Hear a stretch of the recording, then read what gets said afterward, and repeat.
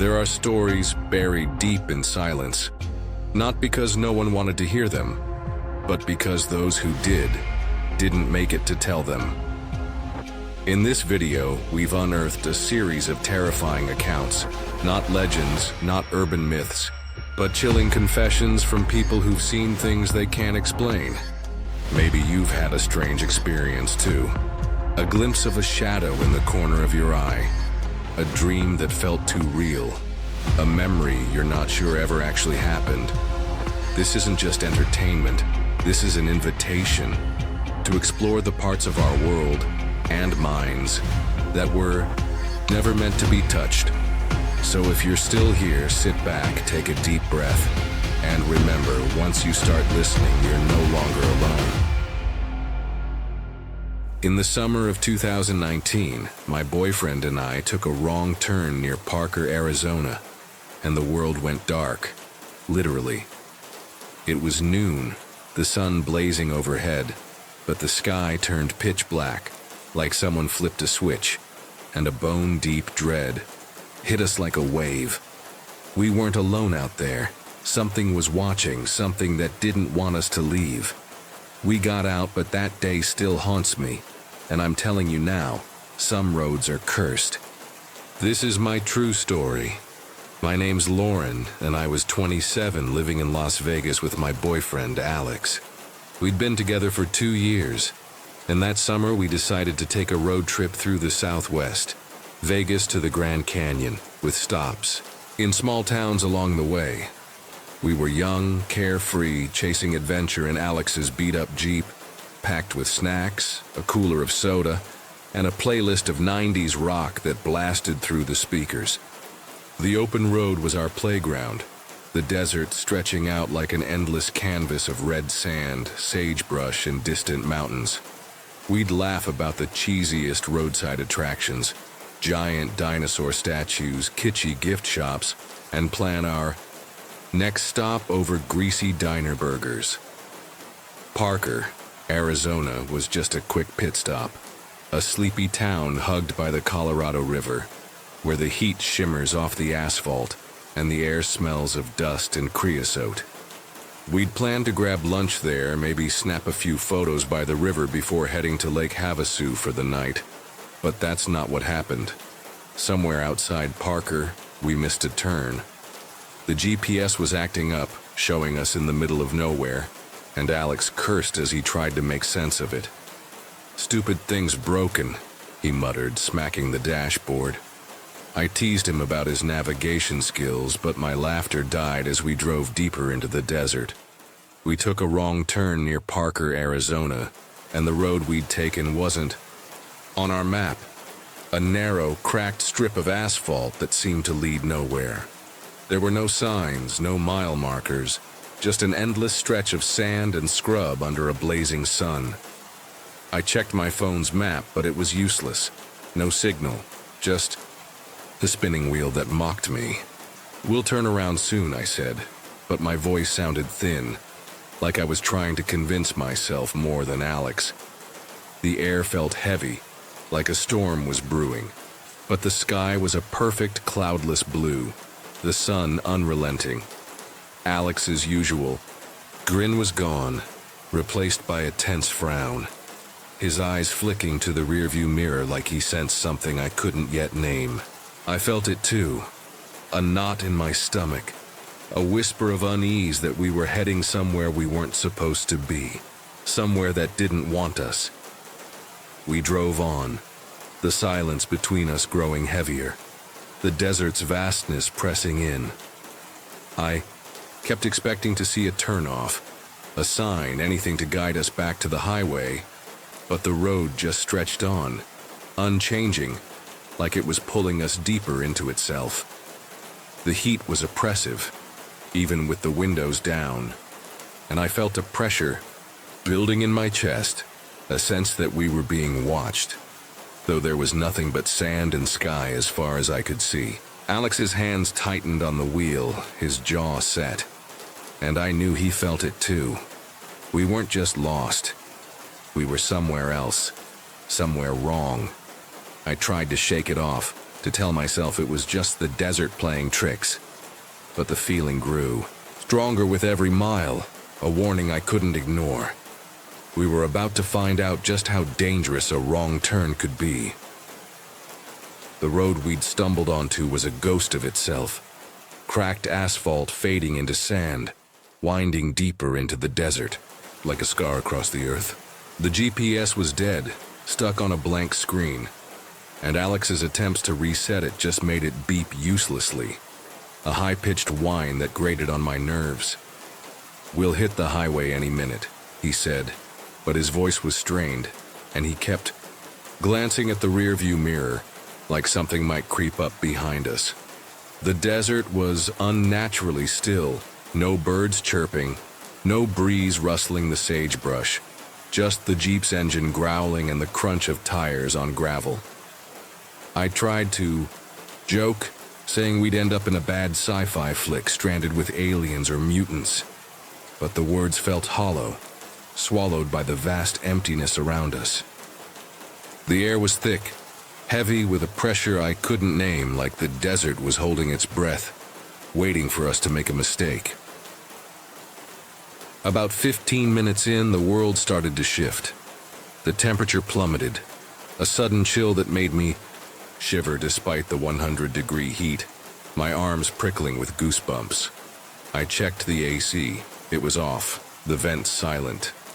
Alex's knuckles whitened on the wheel, his eyes narrowing. "You feel that too?"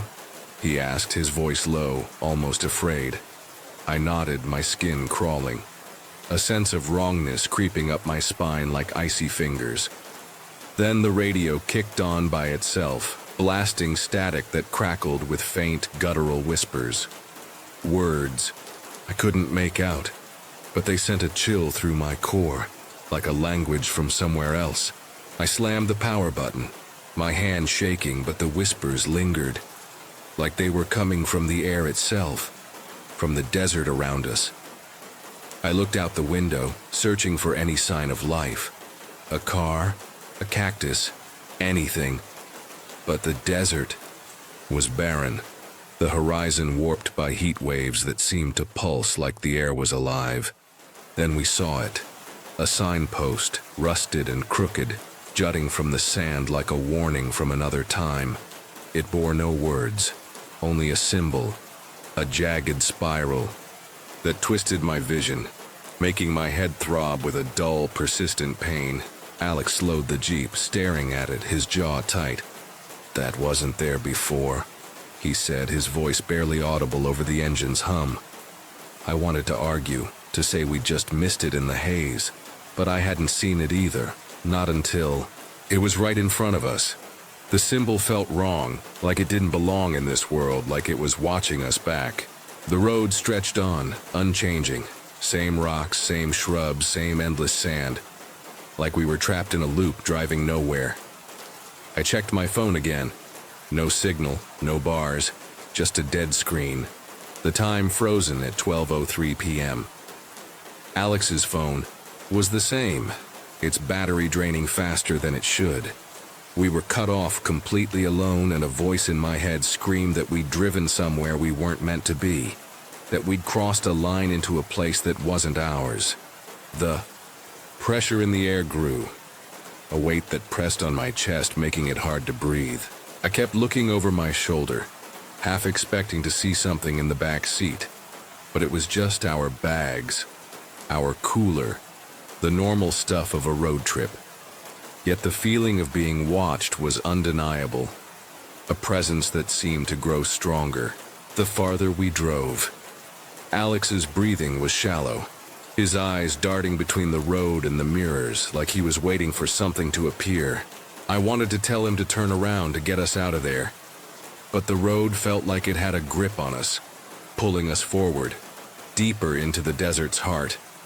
Every instinct told me we were in danger, that we'd stumbled into something ancient, something that didn't want us here. I gripped the door handle, my palms sweaty, and prayed we'd find the highway soon, before whatever was out there decided to show itself. The road seemed to drag us deeper, like it had a will of its own, a living thing that wanted to keep us. Then out of nowhere, everything went dark. Unnaturally dark for the middle of the day. The sun, scorching just seconds ago, vanished, swallowed by a thick, suffocating blackness that clung to the Jeep's windows like tar, blocking out the world. It wasn't a storm, wasn't night. It was as if the light had been erased, leaving us in a void that pulsed with menace, a darkness that felt alive, hungry. The headlights flickered, barely piercing the dark, showing only a sliver of road. That looked wrong, slick and shifting like it was made of something other than asphalt. My heart slammed against my ribs, a frantic rhythm that drowned out everything else, and Alex's hands trembled on the wheel, his breath coming in short, sharp gasps. "Lauren, what is this?" he choked out, his voice cracking, raw with fear. I couldn't speak, my throat tight, the air so heavy it crushed my lungs like the darkness itself was squeezing the life out of me, trying to pull me into itself. We felt something deeply wrong, a primal terror that clawed at my insides, making my skin crawl, my body screaming to run, to escape. It wasn't just the darkness, it was the presence, heavy, alive, watching us from every direction, a malevolent force that knew we were there and hated us for it. I peered into the void, my eyes straining against the blackness, and saw them. Shapes flickering at the edge of the headlight's weak beam. Not human, not animal, but things with long, jagged limbs that bent unnaturally, their forms twisting, like smoke caught in a wind that wasn't there. Their eyes glowed, faint and red, like dying coals in a fire, locking onto us with an intensity that made my blood freeze. I grabbed Alex's arm, my nails digging into his skin, my voice a desperate hiss. "You see them, right?" He nodded, his face pale, eyes wide with terror, reflecting the dim glow of the dashboard. "Just drive," I begged, my voice shaking, barely audible over the pounding of my own pulse, over the fear that threatened to choke me. But the Jeep's engine sputtered, the dashboard lights dimming, flickering like a dying candle, as if something was sapping its power, pulling the life from the machine. The speedometer needle twitched, dropping, climbing, then dropping again, the gauges going haywire. Then came the sound, a low, guttural growl, not from one direction but everywhere, surrounding us, vibrating through the Jeep, through the seats, through our bodies. A sound that screamed predator, that made every instinct in me shriek to hide, to disappear. It wasn't an animal, wasn't mechanical, it was alive, primal, a force that ancient, angry, alive in a way that defied everything I knew. The shapes moved closer, their eyes brighter, their forms more solid for a fleeting moment, revealing claws that glinted like obsidian, jagged edges that seemed to cut the air itself. I screamed, the sound tearing from my throat, raw and uncontrollable. And Alex slammed the gas, the Jeep lurching forward, tires screeching on the slick road. The darkness fought back, pressing against us, thicker, heavier, like it was trying to hold us in its grip, to keep us forever. But then, like a curtain ripping open, the sun returned, blinding and hot, the desert stretching out around us as if nothing had happened. We were on a new road, a different road, the highway visible in the distance, the familiar signs of Parker just ahead. The air was warm again, the sky blue, the desert unchanged, red sand, sagebrush, distant mountains. But the terror didn't leave, a weight in my chest, a shadow in my mind. My hands were still shaking, my breath uneven, and Alex's face was ashen, his eyes haunted. We didn't speak, didn't need to. Whatever was out there had let us go, for now, but it had seen us, marked us, and I knew, deep in my bones, that it wasn't done with us. Those eyes, those shapes, that growl, they were real, and they were still out there, waiting in the desert's heart. We sped into Parker, pulling into the first gas station we saw, the sun blazing down like a cruel, Joke, the normalcy of it almost jarring after what we'd been through. My hands shook as I gripped my phone, the signal finally back, the screen lighting up with missed calls and texts, a lifeline to the world we'd been cut off from.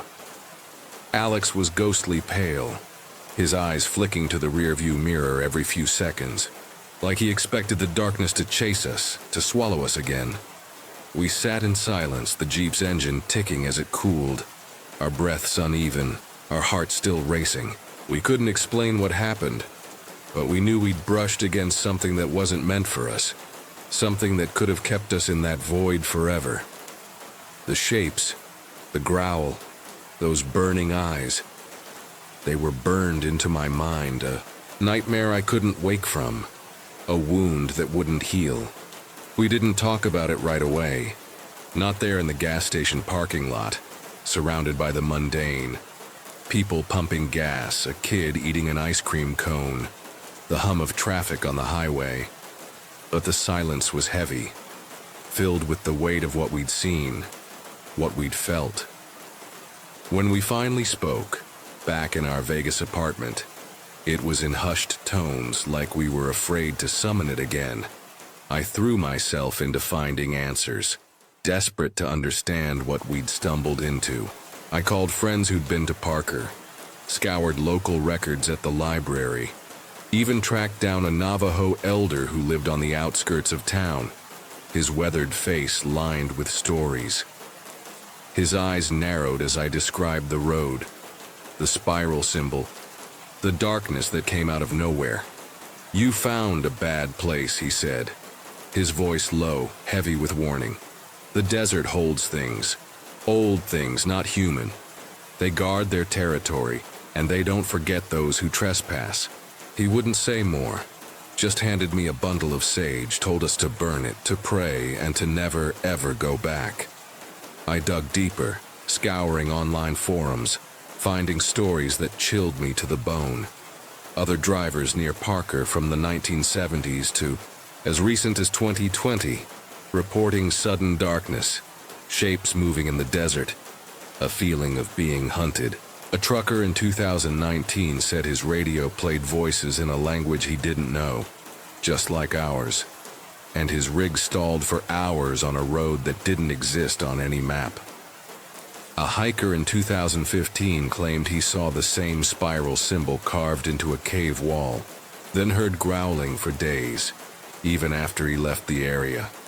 Another driver in 2003 described shapes with glowing eyes, said his truck's electronics fried, and he felt watched for weeks afterward.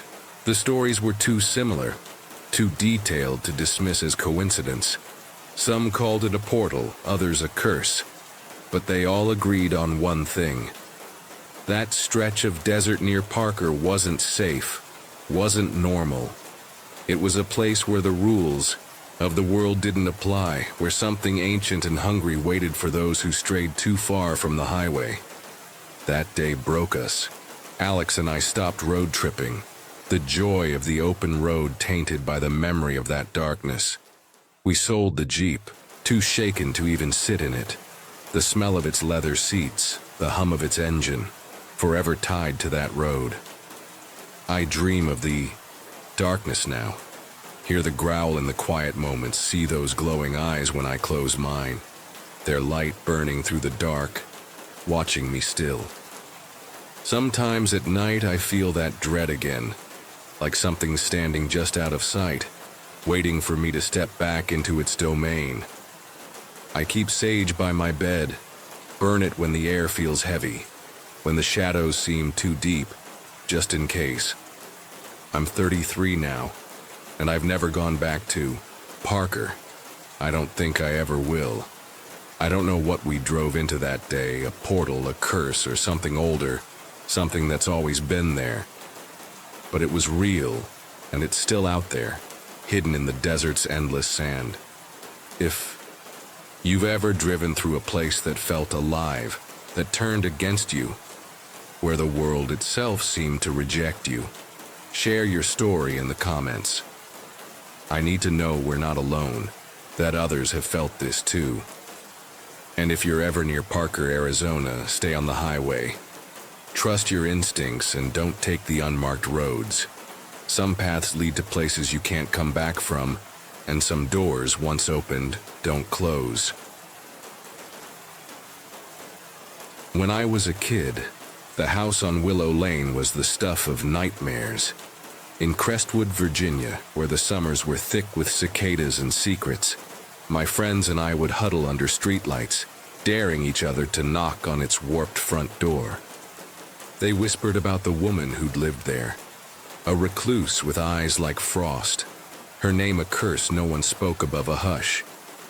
She was long gone before I was born, but her shadow lingered, they said, in the windows that caught the moonlight, her voice woven into the wind that rattled the oaks. At 10, I laughed it off, just stories to scare the new kid in town. But when I moved into that same house in 2024, at 25, those childhood tales stopped being funny. The house wasn't just old, it was awake and it knew my name.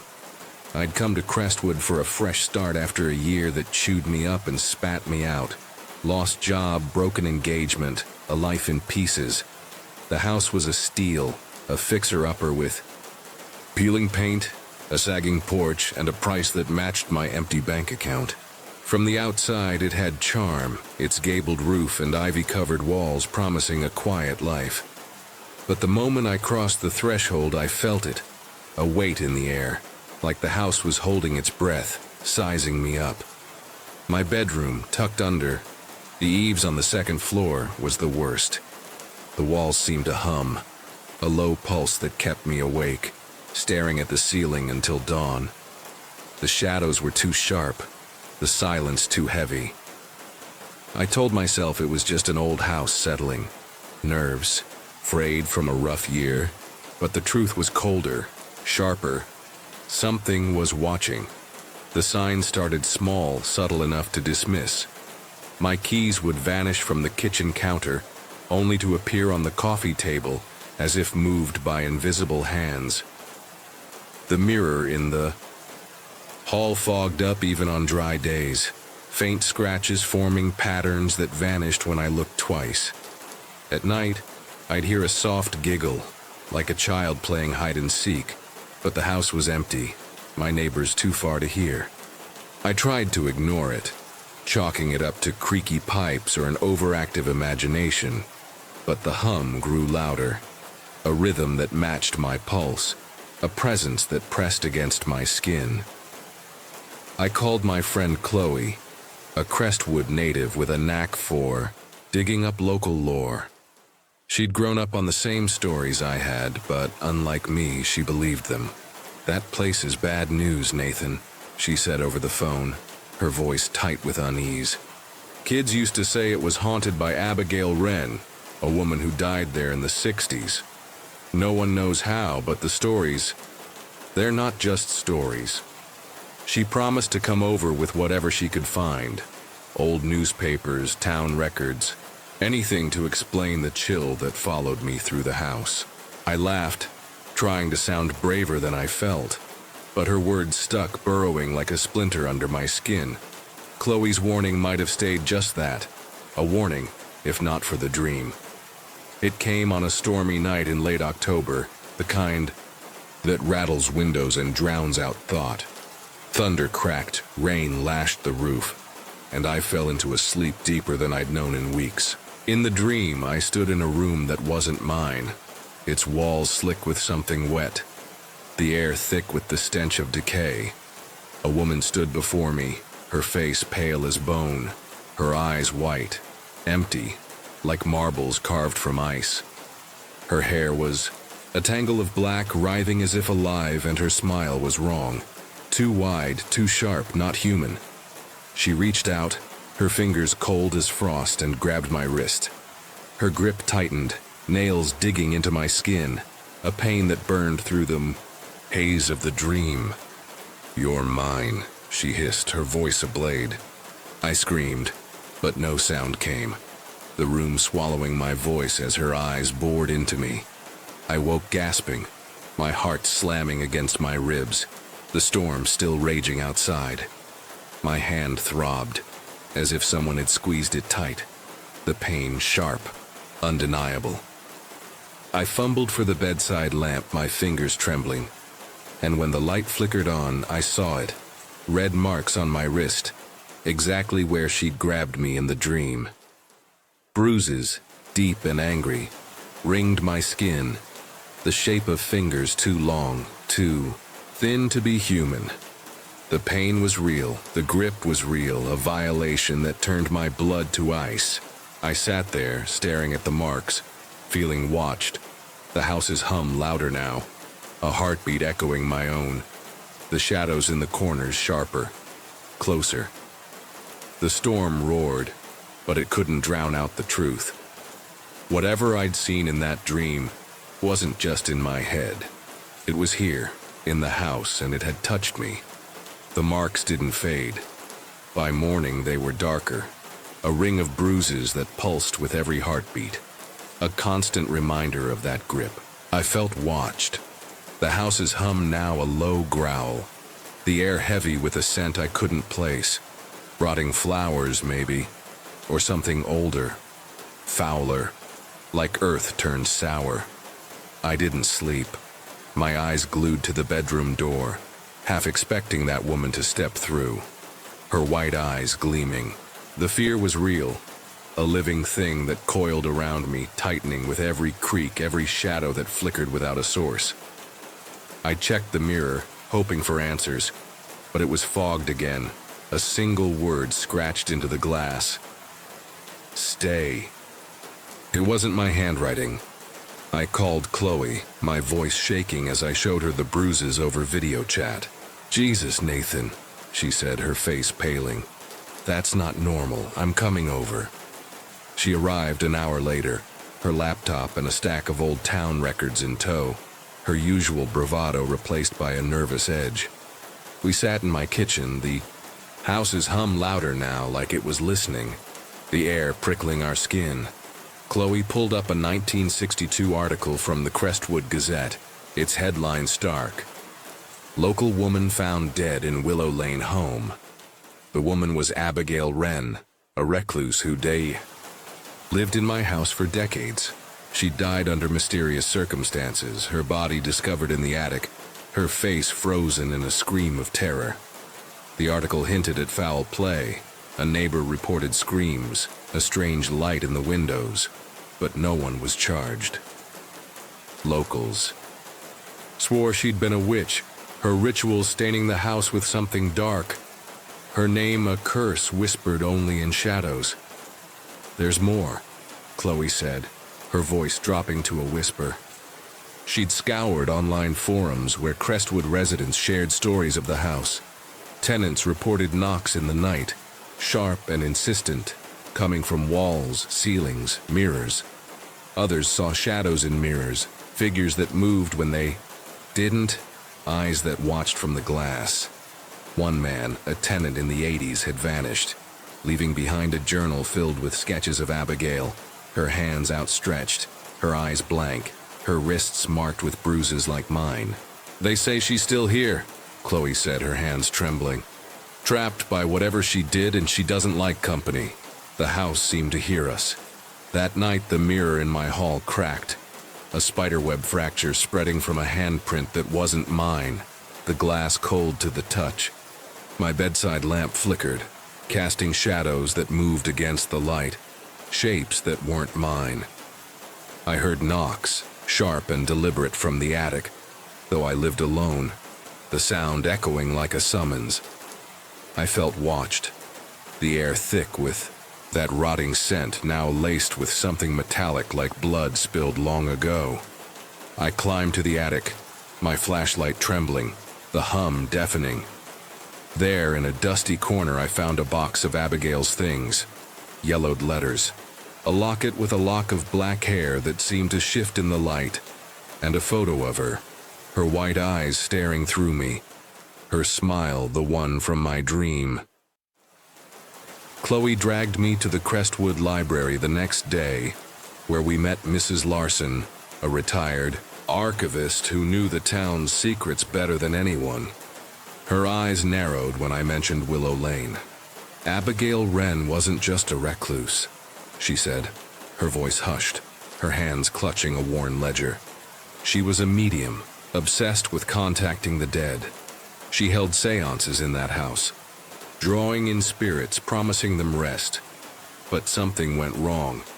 They found her with marks on her wrists like she'd been held down, her body cold but her eyes wide, like she'd seen the devil. Mrs. Larson's gaze darkened. Whatever, she called. It didn't leave. It's in the house, Nathan, and it wants you. Get out before it takes you. The house didn't just haunt me, it owned me. The fear was real, a pulse that matched the house's hum, now a roar that drowned out thought. I felt watched, the rotting scent choking every room, the shadows sharper, alive with intent.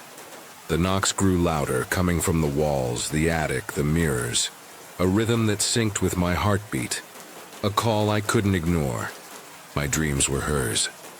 Abigail, her white eyes burning, her grip on my wrist tighter, her voice a hiss. Stay. The pain was real, the bruises spreading up my arm, now forming faint runes that glowed under moonlight, whispering in a language I didn't. No, Chloe stayed over, her courage fraying at the edges. She heard knocks, sharp and relentless, saw shadows in mirrors, their eyes white, their hands reaching. Her sleep was plagued by Abigail's face, her voice pleading, then screaming. She's not gone, Chloe said, her voice trembling, her hands clutching a coffee mug like a lifeline. We tried a seance, desperate to confront her, using Abigail's locket as a focus. The air grew cold, the hum deafening, and the locket burned, searing my palm with a welt that matched my wrist. A voice, not ours, growled, "Mine." The mirror shattered, shadows swirling like smoke, and Chloe screamed, a welt appearing on her arm, identical to mine, the runes glowing faintly. My parents, visiting from out of town, felt it too. My mom, always the skeptic, froze one night, staring at the hall mirror. "I saw a woman," she whispered, her voice shaking, her eyes white, her smile wrong. My dad, who laughed off ghost stories, heard knocks, his bravado, crumbling as the house's hum shook the walls. I felt watched, the house's grip tightening, the rotting scent now thick with blood, a stench that clung to my skin. We called Father Ellis, a priest known for handling the unexplainable. He paled at Abigail's photo, his hands trembling as he lit candles. "She opened a door," he said, his voice low. "This isn't a ghost. It's a presence bound by blood, by pain." His blessing failed, the candles snuffing out, the cross melting in his hands, knocks shaking the house, shadows lunging from the walls, their eyes white, their hands clawing. The house changed me. I stopped sleeping, my eyes bloodshot, my wrists aching with every heartbeat. The pain was real, the runes spreading up my arms, burning, whispering secrets I couldn't grasp. Chloe found a letter in the attic, Abigail's handwriting jagged, detailing a ritual to bind her soul to the house, a pact with something she called the Veil, a force beyond death, beyond time. She died under mysterious circumstances, her wrists marked, her soul trapped in the house's bones. The fear was real, a noose tightening around my heart, the house's hum now a scream that echoed in my skull, a call to join her. We fled, abandoning the house, leaving behind everything, clothes, furniture, my sanity. But the veil followed, its grip unbreakable. I felt watched, the rotting scent clinging to my clothes, seeping into my skin, the knocks echoing in my dreams, even in the motel where I hid. The runes on my arms glowed, burning, Abigail's voice hissing. "Mine." Chloe's welt spread, her eyes growing distant, her voice layered with something not her own. The pain was real, our lives unraveling, the house's hum a constant scream that followed us across state lines.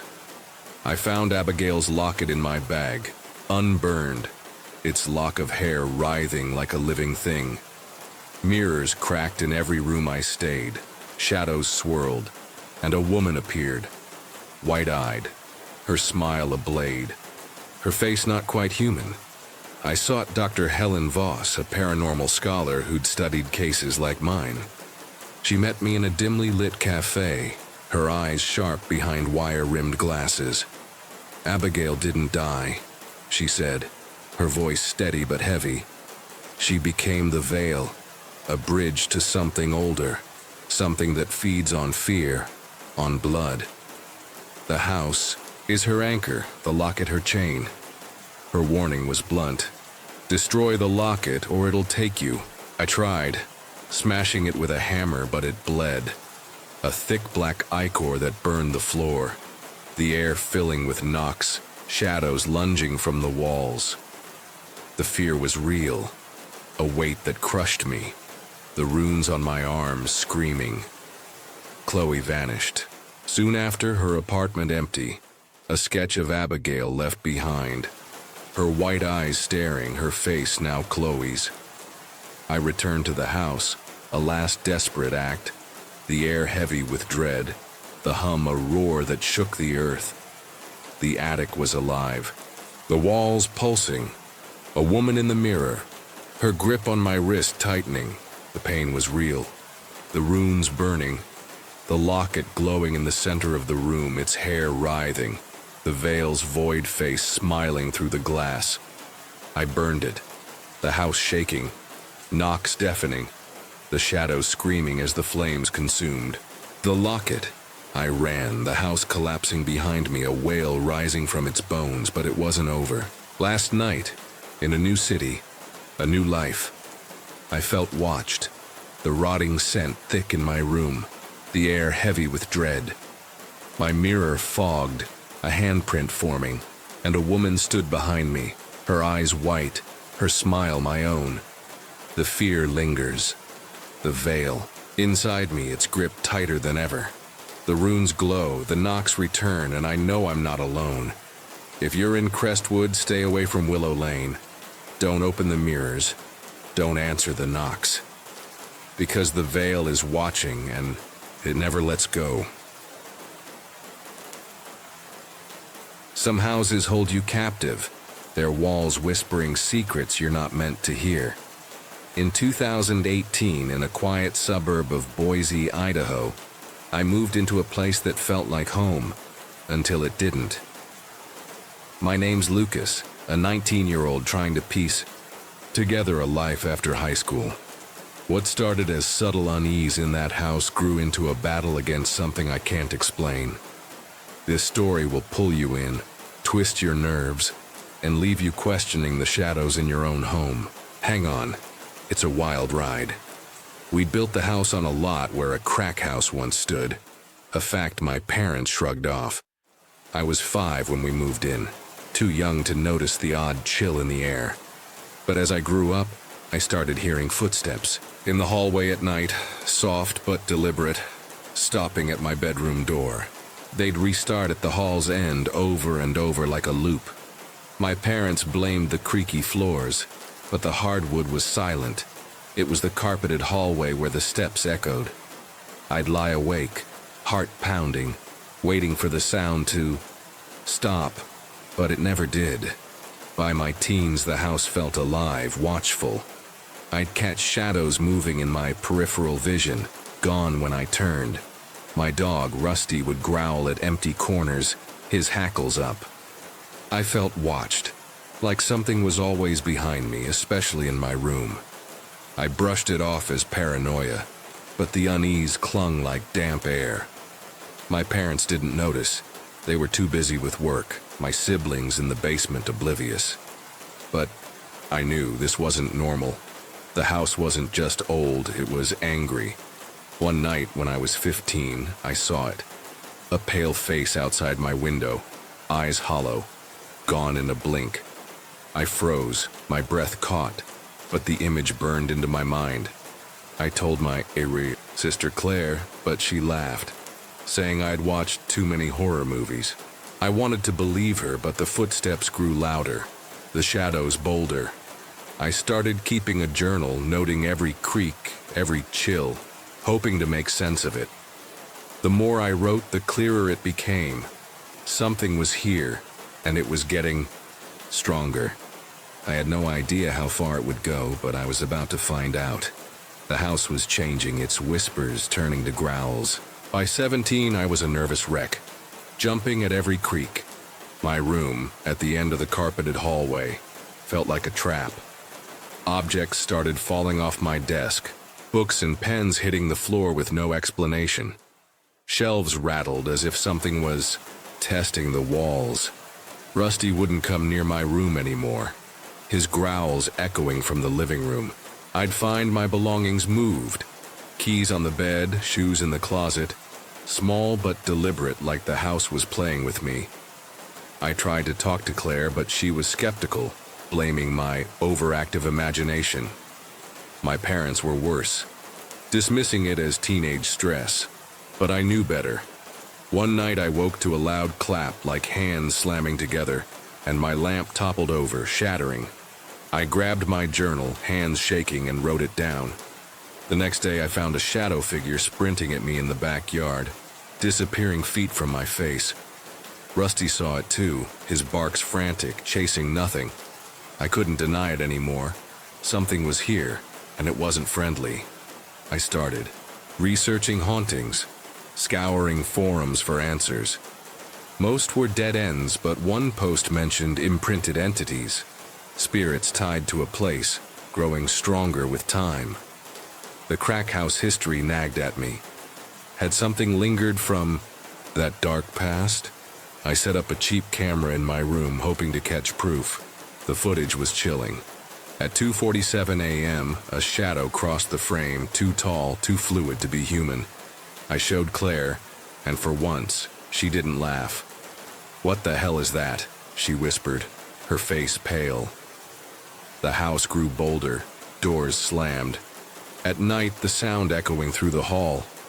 My friends avoided my room, one claiming it gave her a panic attack. I felt it too, a pressure, like the air was squeezing me. Rusty's growls turned to whimpers, and I started sleeping with a flashlight. It's been my only comfort.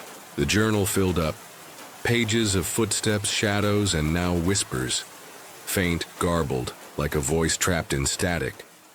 I knew I needed help, but who would believe me? The house wasn't just haunted, it was hunting, and I was its prey. I was drowning in fear, the house tightening its grip. My journal was a map of madness, footsteps, shadows, whispers, but no answers.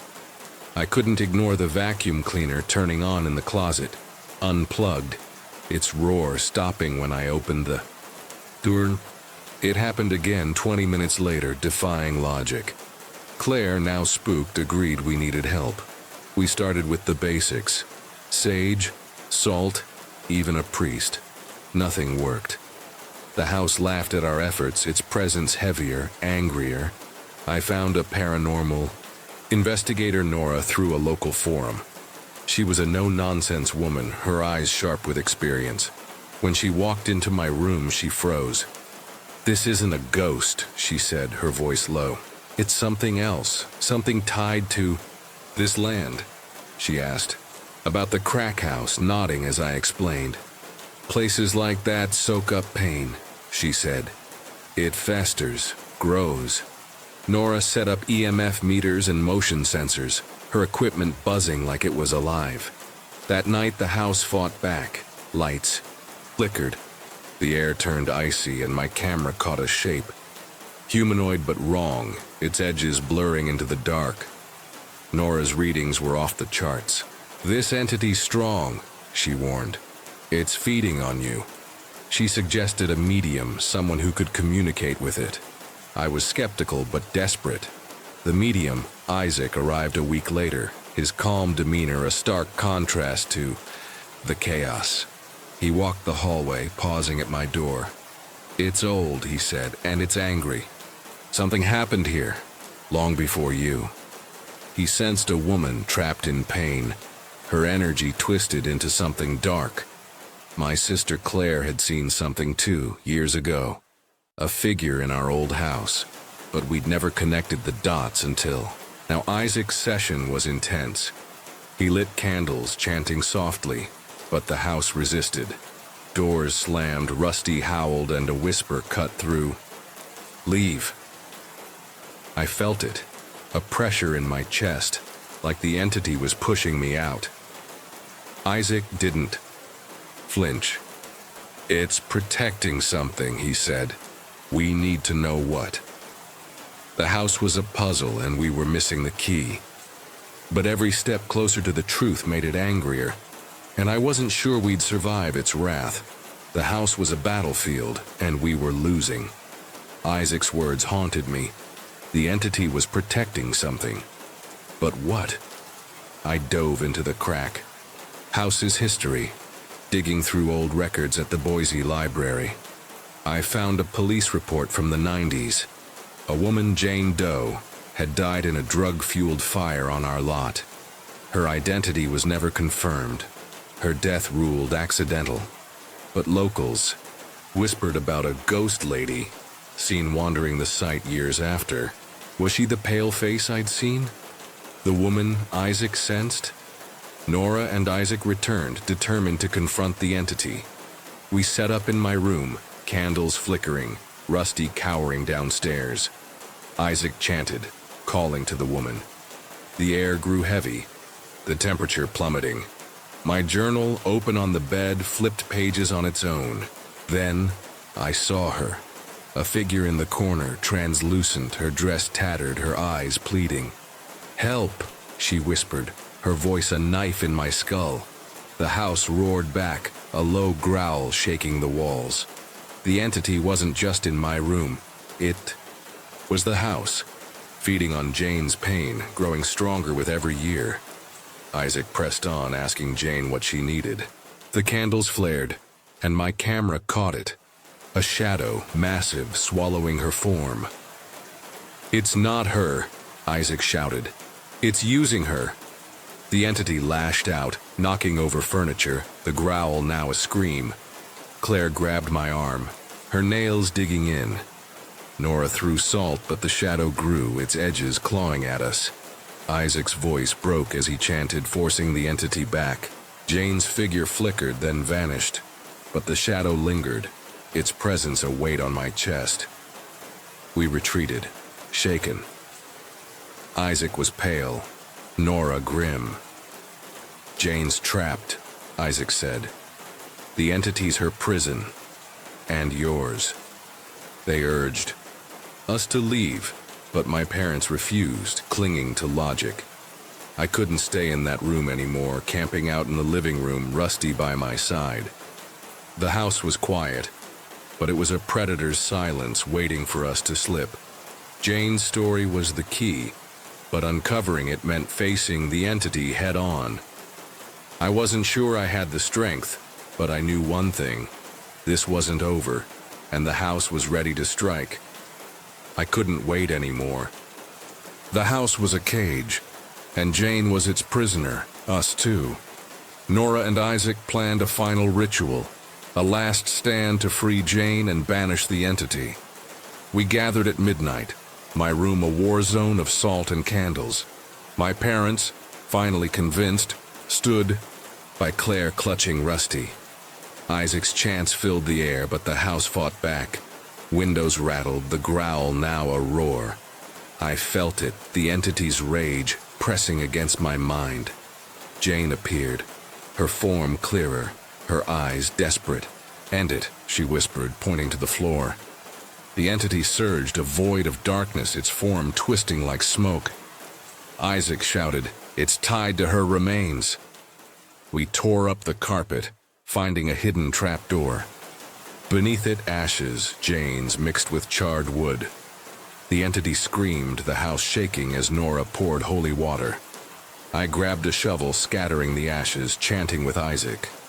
Jane's form glowed, her face softening, then faded, free, at last. The entity lashed out, a final act of defiance. My journal burned, the camera shattered, and the void lunged at me. Claire pulled me back, and Isaac sealed the trapdoor with salt, his voice breaking. The roar stopped, the air lightened, but the house groaned like it was wounded. We fled, piling into Nora's van, Rusty trembling. The house still stands, its windows dark, no one lives there now. It's escalated dramatically, Nora warned, and it's not gone, just dormant. I live elsewhere now. But the house haunts me. TikTok filters still detect a face in that hallway, a glitch I can't explain. I dream of Jane, her gratitude, and the void, waiting. Did we close the door, or just lock it? Sometimes I hear footsteps, faint, in the quiet of my new place. Is it my mind, or is the entity still out there biding its time? If your house feels wrong, listen to it. Check the shadows, because some things never leave. Stay tuned. Our next story might hit too close to home. The aroma of roasted coffee beans fills the air as Lauren, a 17-year-old freshman at Portland State University, settles into her usual spot at a Starbucks near campus. It's a chilly April afternoon in 2025, and the cafe buzzes with the soft hum of conversation, the clatter of mugs, and the faint indie music playing through the speakers. Lauren, her dark hair pulled into a loose ponytail, sips her caramel latte while flipping through her biology textbook, her laptop open to a lecture slide on cellular respiration. She's completely absorbed, the world around her fading into a comforting blur of routine, until a sudden chill runs down her spine, a primal instinct that makes her pause mid-sentence.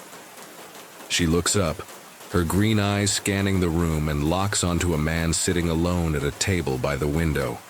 He's older, maybe in his 50s, with thinning gray hair, a weathered face, and a stare that pierces through her like a blade. His gaze isn't casual or curious, it's predatory, unblinking, and it sends a jolt of fear through her that makes her hands tremble. His lips curl into a faint, unsettling smile, and Lauren feels the weight of his attention like a physical touch, a silent promise of something dark. Lauren tries to focus on her notes, but the man's presence is a suffocating weight she can't ignore. I was in university in California. I graduated high school early, so started at university early as well. And I used to go to a local Starbucks by my campus in my free time to study because it was hard for me to focus at home. She's been coming to this Starbucks for weeks, a quiet refuge from her chaotic dorm life. But this isn't the first time she's noticed him. I remember this older guy used to come in a lot too, and just sit alone at a table, always facing me with one small coffee. And he would always just stare at me. At first she thought he was just a lonely regular, someone who liked watching the world go by. But his stares have grown more frequent, more focused, always directed at her, no matter where she sits in the cafe. It made me really uncomfortable, but I was too young to think about reporting it because I didn't think there was anything to report, to be honest. She's tried to dismiss it as her imagination, telling herself she's overreacting, but the way his eyes follow her every move, every sip of her latte, every turn of a page, feels like a violation, a silent threat that grows heavier with each passing day. Today, though, there's something different in his gaze, something darker, more intent, as if he's waiting for something. When he stands up to leave, his movement slow and deliberate, Lauren notices he lingers by the door, his head turning, to look at her one last time before stepping outside, the bell above the door jingling ominously as he disappears into the fading light. Lauren stays at the cafe longer than usual, her biology notes forgotten as she waits for the crowd to thin, hoping the man is long gone by the time she leaves. I began to notice that sometimes he would leave around the same time that I did. The coincidence has happened too often to be chance. He always seems to know when she's packing up, always exits just before or after her. His presence a constant shadow at the edge of her vision, a looming threat she can't shake. With the Starbucks, the parking was mostly on the level ground of a free parking structure that was around the corner from the shop, and it was usually super easy to get a spot right in front, so you could actually see your car from the street in the structure. Lauren has always parked in the same spot, close to the street, where she can keep an eye on her beat-up Toyota Corolla from the cafe's window, a habit that's given her a small sense of security. Until now. I usually parked there, and I never felt particularly unsafe except when I would realize that he was following me out. She's noticed his car before, a faded blue pickup truck, often parked a few spaces away from hers, its presence as consistent as his stares, a silent reminder of his watchful gaze. As she gathers her things, the cafe now nearly empty, she glances out the window, her heart sinking as she sees the pickup truck still there, idling in the dusk, its driver's side window. Rolled down, a shadowy figure inside. Lauren's instincts scream at her to wait, to call a friend. But her phone is nearly dead, and she doesn't want to seem paranoid. She takes a deep breath, slings her backpack over her shoulder and heads out, her steps quickening as she crosses the street to the parking structure, the fading sunlight casting long, menacing shadows across the concrete, the air thick with an unspoken threat. The parking structure is eerily quiet, the hum of the city muffled by the concrete walls, the only sound the echo of Lauren's sneakers against the pavement as she hurries toward her car. I began to note what his car looked like and where he would park it would usually be a little ways away from me, and I would wait for him to leave before I went anywhere because I didn't want him to follow me or anything. She's always been careful, waiting until she's sure he's gone before heading to her car. But tonight, she didn't wait long enough, her anxiety pushing her to leave before she was certain it was safe. One afternoon, though, I was heading to my car, and I noticed that he had parked right next to me. The passenger side of the car was by my driver's side, and it was very close. Her heart drops as she sees the blue pickup truck parked directly beside her Corolla, its passenger side so close to her driver's door that she'll have to squeeze through to get in. The narrow gap feeling like a trap designed to ensnare her. I didn't see him, but I remember just having the most awful feeling in the pit of my stomach when I realized that he had parked so close. The air feels heavy, charged with an unspoken menace, and Lauren hesitates, her keys clutched in her hand, like a weapon, her eyes scanning the structure for any sign of the man. The shadows seem to shift around her, the dim lights flickering overhead, casting jagged patterns on the concrete that make her dizzy. Then she hears a faint sound, a soft, deliberate scrape like metal against metal, coming from the direction of her car. Her instincts scream at her to run, but she's frozen. Her body caught between fight and flight, the awful feeling in her stomach growing into a full-blown panic as she realizes she's not alone in the structure, that the man is here, waiting for her. Lauren forces herself to move, her legs trembling as she approaches her car, her keys ready to unlock the door and get out of there as fast as possible, her breath coming in short, panicked gasps. I rushed to get into my car, and it was at that moment that I shut the door, that I realized that he was following me and approaching the driver's side of my vehicle. Her heart leaps into her throat as she sees him, the man from the cafe, his gray hair glinting under the flickering lights, his weathered face twisted into a grimace as he moves toward her, his steps quick and purposeful, his eyes locked on her with a predatory intensity that makes her blood run cold. He had gotten as far as the door when I quickly locked it, And thankfully I did it fast enough because he tried to open my door a second later. No words, mind you. No trying to get my attention or anything. He literally just yanked on the door handle as aggressively as he could.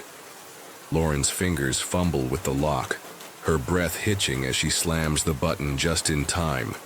The click of the lock echoing in the silence as the man yanks on the handle, his strength rattling the door in its frame. The sound of violent assault on her senses. I immediately backed out of the spot and fled out of the structure. My go caught a red light outside the structure, though which gave this guy enough time to catch up to me in his car. She throws the car into reverse, her tires screeching as she backs out of the spot, her eyes locked on the man as he runs to his truck. His movements frantic, predatory. A hunter who's been denied his prey but isn't ready to give up. She speeds out of the structure, her heart pounding in her chest, but a red light outside traps her. And in her rearview mirror she sees the blue pickup truck pulling up behind her, its headlights glaring like the eyes of a beast, its engine revving with a menacing growl that sends a shiver down her spine. Lauren's hands grip the steering wheel, her knuckles white as she waits for the light to change, her eyes darting between the road ahead and the rearview mirror, where the pickup truck looms closer, its presence a constant threat that makes her stomach churn. I honestly don't know why I didn't call the cops at this point, but I remember trying to rationalize what was going on in my head and thinking that maybe I was making a big deal out of nothing, even though the man had literally just tried to open my car door aggressively like that. Her mind races, torn between fear and doubt, her 17-year-old self too overwhelmed to think clearly, but the man's aggressive actions leave no room for rationalization. This isn't a misunderstanding. This is a threat and she's in real danger. I know it's stupid, but I was 17. If it were me now, at 31, you bet your bottom dollar I would have driven straight to the nearest police station. Looking back, she wishes she had called for help, driven to safety, but her younger self was too scared, too unsure. Her instincts focused on escape rather than confrontation. Thankfully, though, I was aware enough that I needed to lose him before I went home, so I turned into a series of residential streets to see if he would follow me. He did. She floors the gas as the light turns green, weaving through a series of residential streets, her car rattling as she pushes it to its limits, desperate to lose the man before he can follow her home. The pickup truck stays on her tail, its headlights a constant presence in her mirror. But Lauren's quick thinking leads her through a maze of turns, her knowledge of the area giving her a slight edge over her pursuer. I just sped up and made a bunch of random turns until I was sure that I had lost him.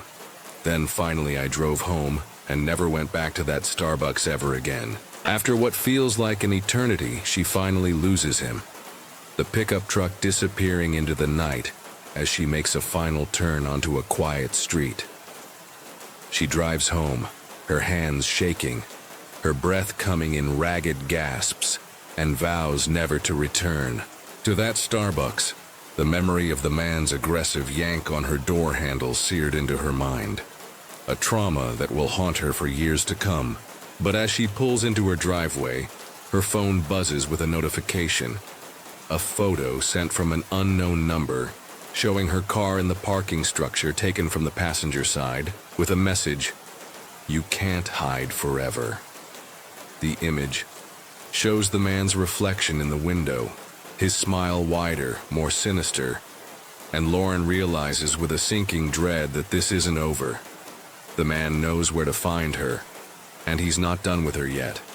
Stay tuned, because Lauren's nightmare is just beginning, and the shadows are closer than she thinks. The neon lights of the Rivergate Mall in Nashville pulse like a heartbeat, casting a garish glow over the crowded walkways. It's a Saturday evening, the air buzzing with chatter, laughter, and the clink of shopping bags. I'm Tyler, 17, weaving through the throng with my best friend Nate, looking for a new game store that just opened. I'm a scrawny teenager, used to weird encounters, but nothing prepares me for what's coming. The mall's a chaotic maze. Teenagers flirting, families haggling, and vendors hawking pretzels. But it feels safe, familiar. Until I step into the wrong store. We're cutting through the second floor when I spot it. A shop tucked between a phone kiosk and a smoothie stand. Its sign reads Forbidden Pleasures. The windows dimmed, the vibe unmistakably adult. I see a man, about 35, with two young girls, maybe 4 years old, walking into the store. They look out of place, the girls clutching his hands, their faces blank. My gut twists. This isn't right. Nate nudges me, whispering, "Dude, that's sketchy." I nod, my instincts screaming to do something, anything. I approach, my voice shaky but firm. "Hey, that's not the kind of store you want to bring kids into." The man, let's call him Psycho, snaps back. "Why can't you mind your own damn business, you little punk?" His voice is sharp, his eyes narrowing, a flash of something dark crossing his face. The girls stare at me, silent, their eyes too wide, too empty. I back off, my heart racing, but I can't let it go. Because there's a wall of adult stuff in there. I call over my shoulder, walking away, hoping he'll rethink it. Nate grabs my arm, his face pale. "Tyler, let's go. That guy's bad news." But as we head toward the escalator, I glance back. Psycho's staring at me, his face red, his body tense like a predator locked on prey. The girls are gone, vanished into the store, and that makes it worse. My stomach churns. Did I just make a mistake? The mall's noise fades, my focus narrowing to his glare. Then he moves fast, shoving through the crowd, his eyes never leaving me. I freeze, my sneakers glued to the tile. Nate's voice cuts through. "Run!" My legs snap into action and we bolt. The escalator too slow, the crowd too thick. Psycho's coming, his footsteps pounding, and I know this isn't just a chase. It's a hunt. The mall's no longer safe. It's a trap and I'm the target. What does he want, and where are those girls? My heart's hammering and I realize I'm not just running for my life. I'm running for answers. My sneakers squeak on the mall's polished tiles as Nate and I sprint down the second floor walkway, the crowd blurring into a sea of faces. Psycho's behind us, his heavy footsteps echoing, his face a mask of rage. The escalator's packed, no good for escape, so we veer toward a side corridor, dodging shoppers and strollers. My lungs burn, my backpack bouncing, but fear keeps me moving. I'm running, heart pounding, knowing he's not stopping. Nate's ahead, his lanky frame weaving through gaps, shouting, "This way!" I follow, my mind racing. Why is this guy so mad? What did I do? The corridor narrows, lined with smaller stores. Nail salons, a vape shop, a closed bookstore. The neon lights flicker, casting jagged shadows, and the mall's noise feels distant, like we're slipping into a different world. I turn my head, and he's closer, his face red as a lobster, his eyes locked on me. He's fast for a guy his size, shoving people aside, his voice a low growl. "Get back here." My stomach lurches. This isn't just anger. It's something deeper, something unhinged. We hit a junction, the corridor splitting 3 ways. Nate picks left toward the food court, its greasy smells and chatter a faint hope of safety.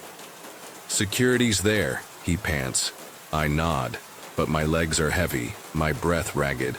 The crowd's thicker here, but Psycho's relentless, his bulk parting shoppers like a shark through water. I glance back and he's gaining, his hand reaching like he can grab me from 10 feet away. I'm terrified, my mind screaming to escape, to find safety. A security guard's post looms ahead, but it's empty. The chair tipped over like someone left in a hurry. "Crap," Nate curses, scanning for another exit. We dodge a pretzel stand, knocking over a tray, the crash drowned by the mall's din. Psycho's closer now, his breath audible, a guttural snarl that chills my blood. I spot a stairwell, its sign glowing red. Employees only. There! I shout, and we dive through the door, the metal clanging shut behind us. The stairwell's dim concrete walls muffling the mall's noise. Our footsteps echo, frantic, as we spiral down, aiming for the ground floor. Nate's panting, his face slick with sweat. What's his deal, Tyler? Why's he chasing us? I don't know, but those girls, those blank, silent girls, flash in my mind. Did I see fear in their eyes? Or something else? The stairwell door above slams open. Psycho's boots pounding and my heart skips. He's not giving up. And I'm starting to think this isn't about me. It's about what I saw. The stairwell's a claustrophobic spiral, its fluorescent lights buzzing like angry wasps. Nate and I stumble down, our breaths echoing off the concrete. The pounding of Psycho's boots above us a relentless drum. My legs scream, but I push harder, the metal railing cold under my hand. I'm desperate, running for my life, knowing he's too close. The stairwell smells of damp cement and old paint, the air thick with tension. Nate's ahead, his sneakers skidding on the steps, his voice hoarse. Keep going, Tyler, ground floor. We hit a landing, a rusted door marked service area. No time to think. I shove it open, and we spill into a dimly lit basement corridor, a labyrinth of pipes and flickering bulbs. The door slams shut, muffling Psycho's footsteps, but I know he's coming.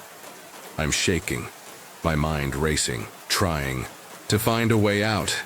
The corridor stretches endlessly, lined with locked doors, maintenance rooms, storage, nothing useful. Nate tries one, rattling the handle. Locked! Damn it! My heart sinks. This isn't an escape, it's a trap. The air's stale, heavy with the hum of machinery, and the lights flicker, casting shadows that twist like living things. I hear it. A distant clang, the stairwell door opening, Psycho's boots hitting the concrete. He's here, hunting me, and I don't know why. Nate grabs my arm, pulling me toward a side passage, narrower, darker, with crates stacked against the walls. Hide, he whispers, and we duck behind a pile of boxes, our breaths shallow, our bodies pressed against the cold floor.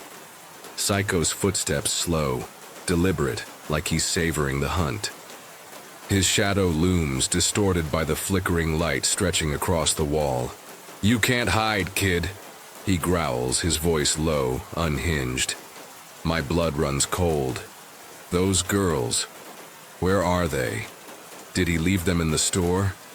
Or worse? The thought fuels my fear, but also my resolve. I can't let him win. Nate's eyes meet mine, wide with panic, and I nod, silently agreeing. We move, or we're done. We crawl, staying low, the crates shielding us as Psycho prowls closer. The passage ends at another door, this one ajar, leading to a loading dock. Freedom? Or another dead end? I push it open, the hinges creaking, and Psycho's head snaps toward the sound. Got you, he snarls, breaking into a run. We sprint through. The dock's open bay, a sliver of hope. But the mall's security lights reveal a new threat. Another figure, watching from the shadows, silent and still. Who's that? And what do they want with us? The loading dock's a cavern of concrete and steel, its open bay spilling dim light from the mall's exterior.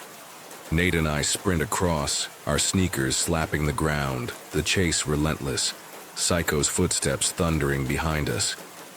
My chest burns, my vision tunneling, but the bay's our only shot. I'm terrified, knowing he's not giving up, his rage driving him closer. The air smells of oil and exhaust, the night outside a black void dotted with security lights. The figure in the shadows, tall, motionless, watches, its face hidden, adding a new layer of dread. We skid to a stop near a stack of pallets, the bay's edge too exposed, no cover. Psycho bursts through the door, his silhouette massive, his breath ragged but fierce. "Nowhere to run, punk!" he roars, his eyes glinting with something beyond anger. Obsession, maybe madness. I'm cornered, my heart in my throat, desperate for safety. Nate grabs a metal pipe from the ground, his hands shaking, but I know it's useless against this. He's not just chasing us, he's hunting. The shadowy figure moves, stepping into the light.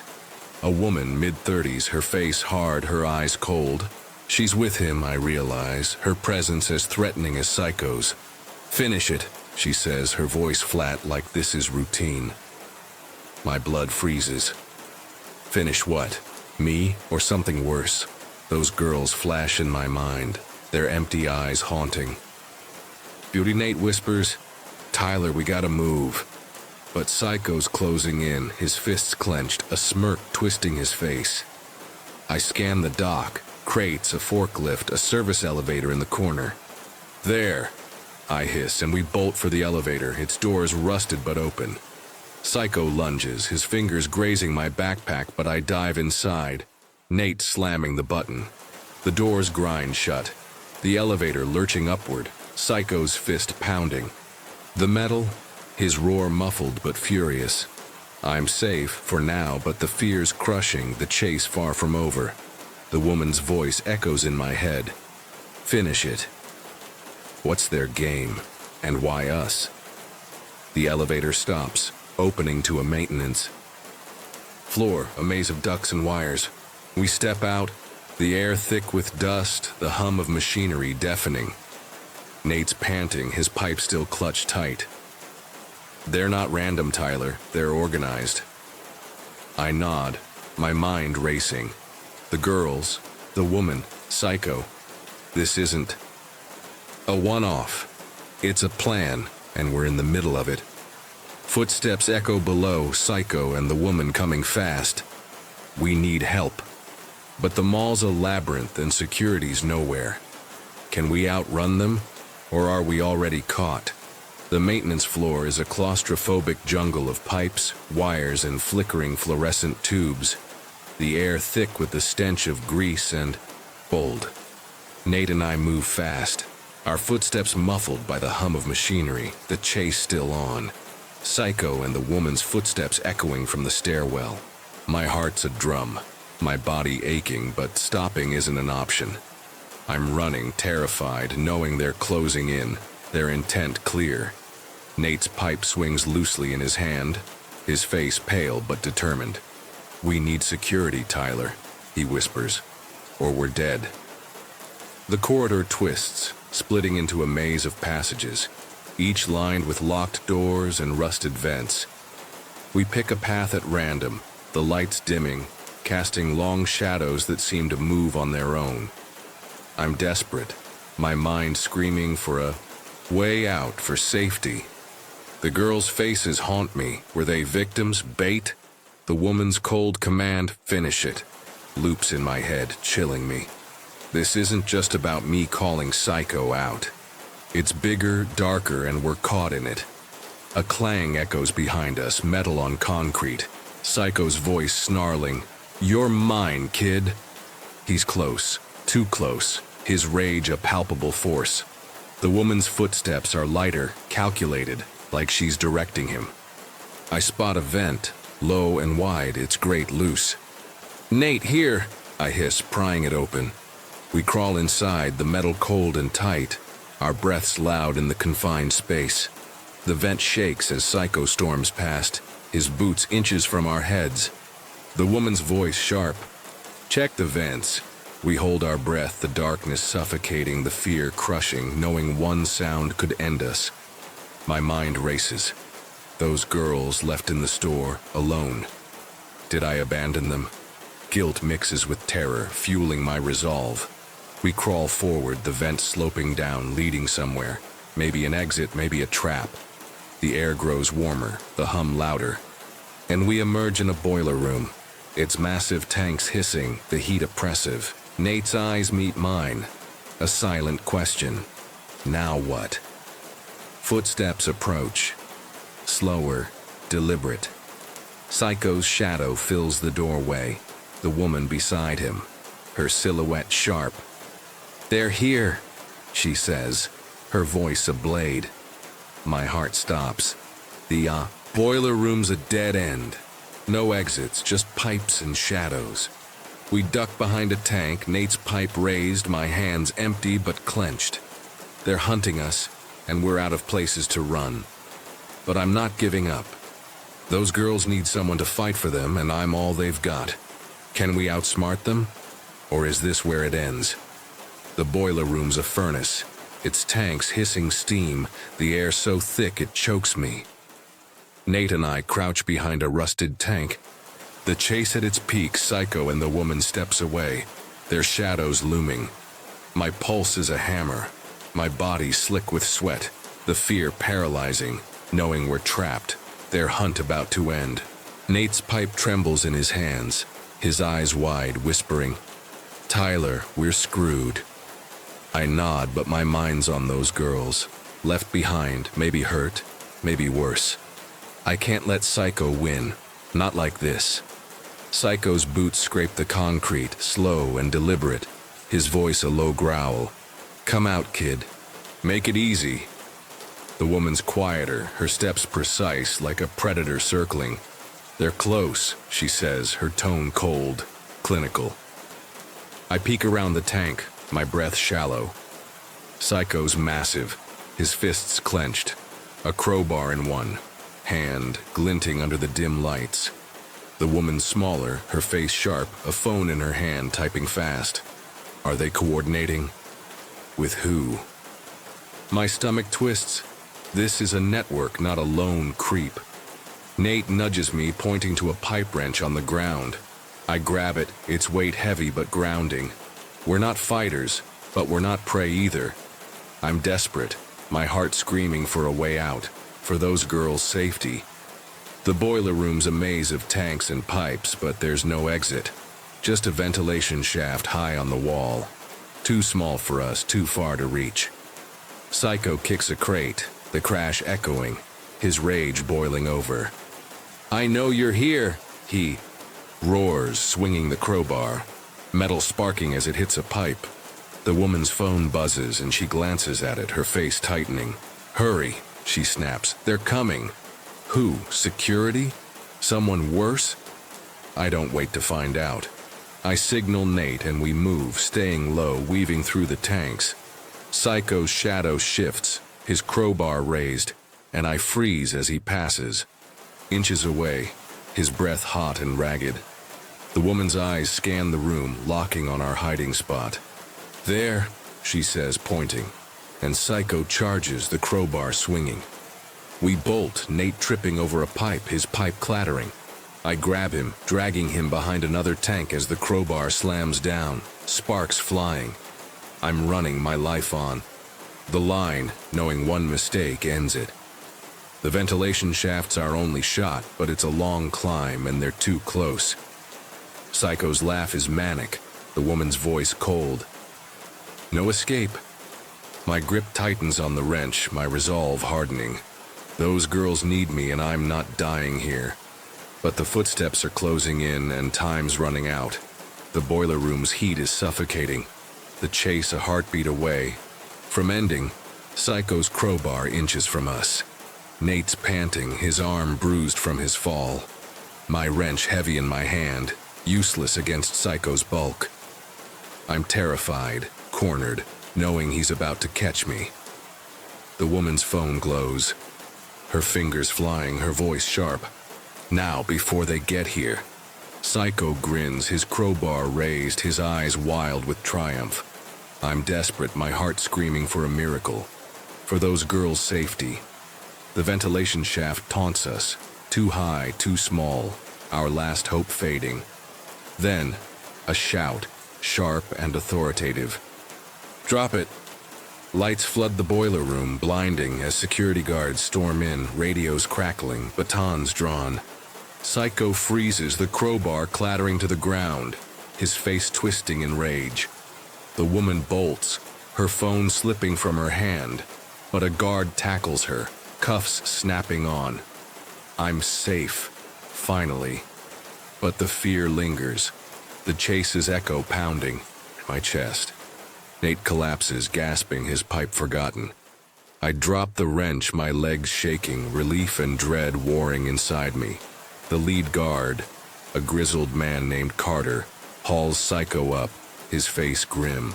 "You're done," he growls, shoving him against a tank. The woman's silent, her eyes burning with defiance, but she's cuffed, her phone confiscated. Carter turns to us, his voice softer but firm. "You okay, kids?" I nod, my throat too tight to speak. "Those girls, where are they?" I force the words out. There were 2 girls with him in that store. Carter's face darkens and he barks into his radio. "Check forbidden pleasures now." We're let out. The boiler. Room's heat fading as we climb to the mall's main floor. The crowd's gone, the lights dim, the mall eerie in its emptiness. Security's swarming, radios buzzing, and I catch fragments. Missing girls, suspicious activity, police en route. Nate's shaking, his voice low. "Tyler, what the hell was that? They weren't just creeps." I nod, my mind racing. The woman's phone, her coordination. This is organized, maybe trafficking, maybe worse.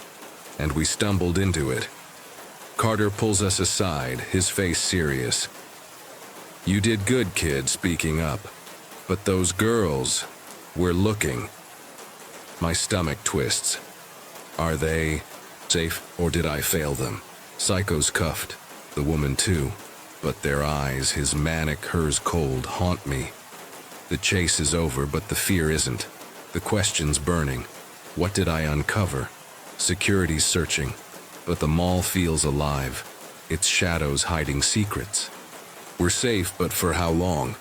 And what happens when Psycho's kind comes back? The mall's main floor is a ghost town. Its shops shuttered, the neon lights cold and lifeless.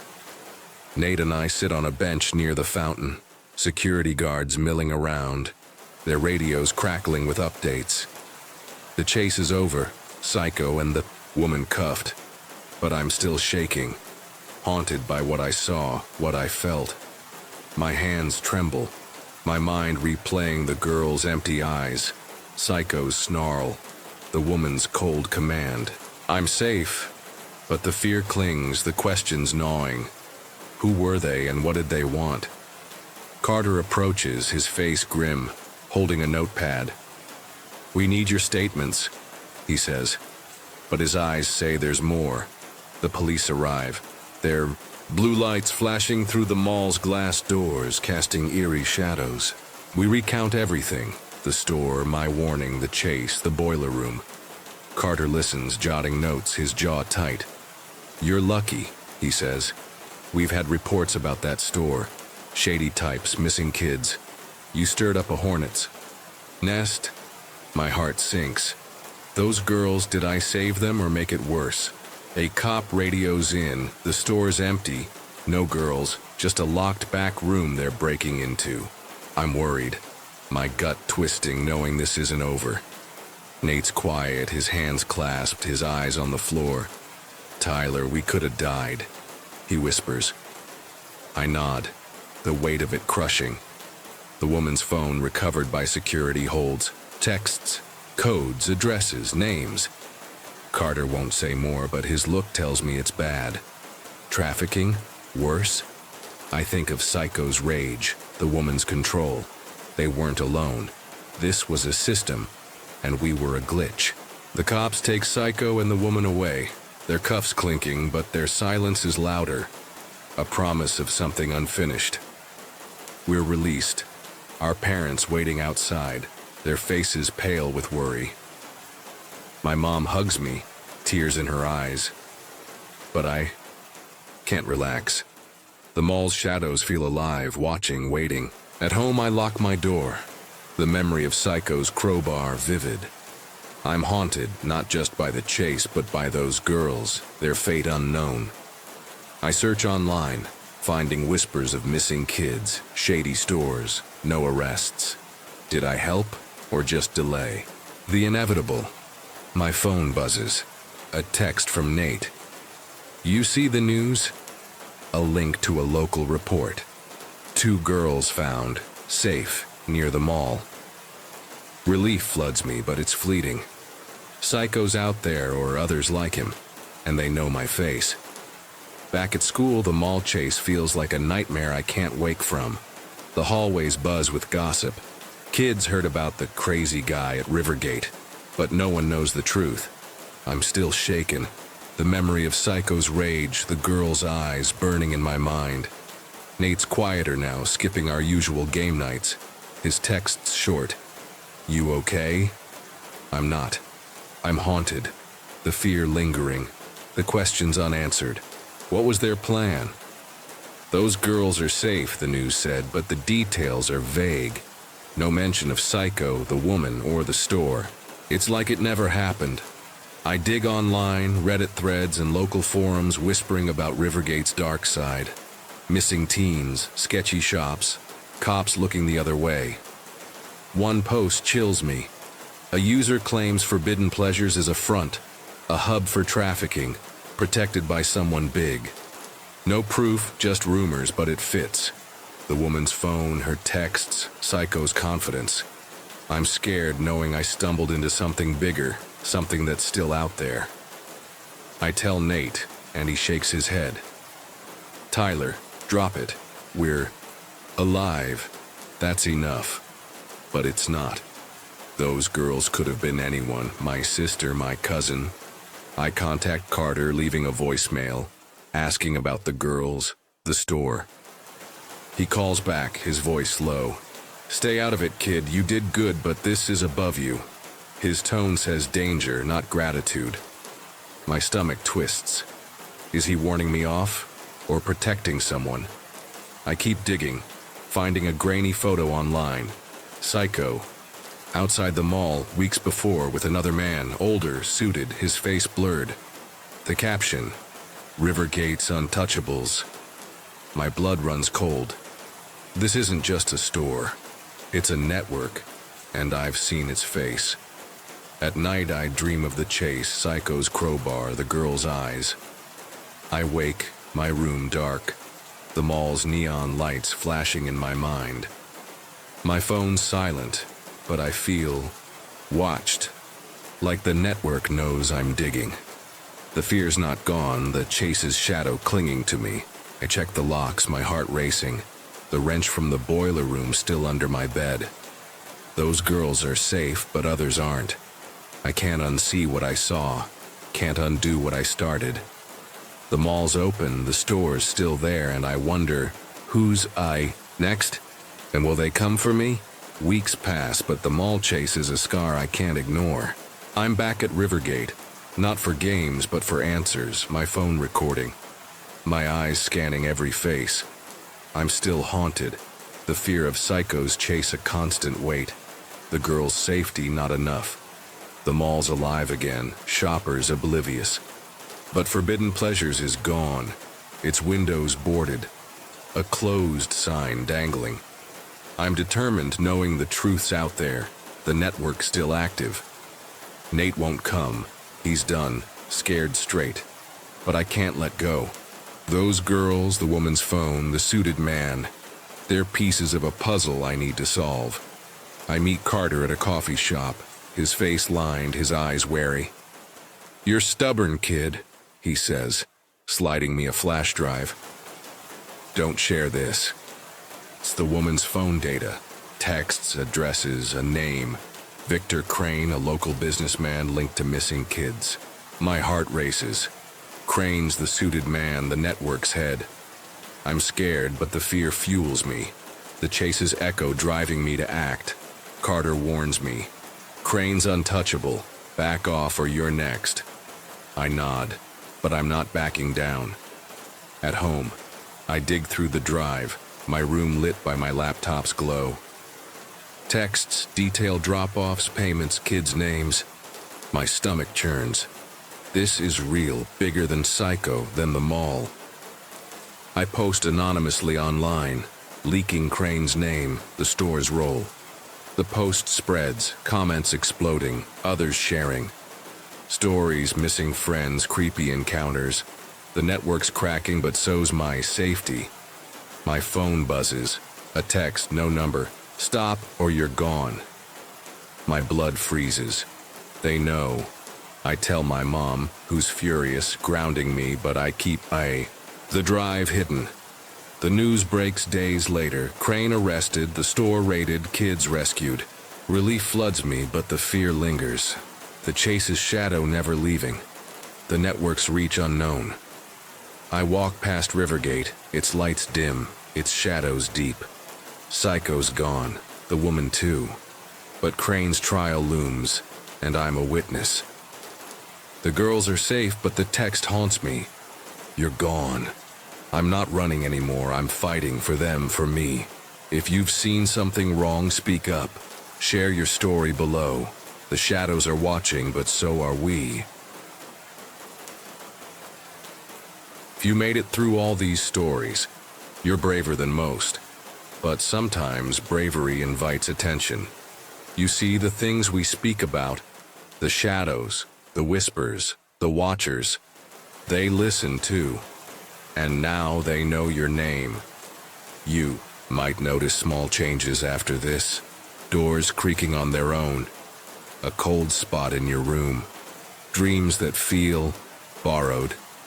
But don't worry, it's probably just your mind playing tricks on you. Probably. If you want to hear more, there's a lot we haven't told you yet. Stories hidden in basements, secrets buried beneath hospital floors, encounters that were never supposed to be. Recorded. Subscribe if you dare. Because the next time we meet, we'll go even deeper. And down there, you won't just be listening, you'll be part of the story.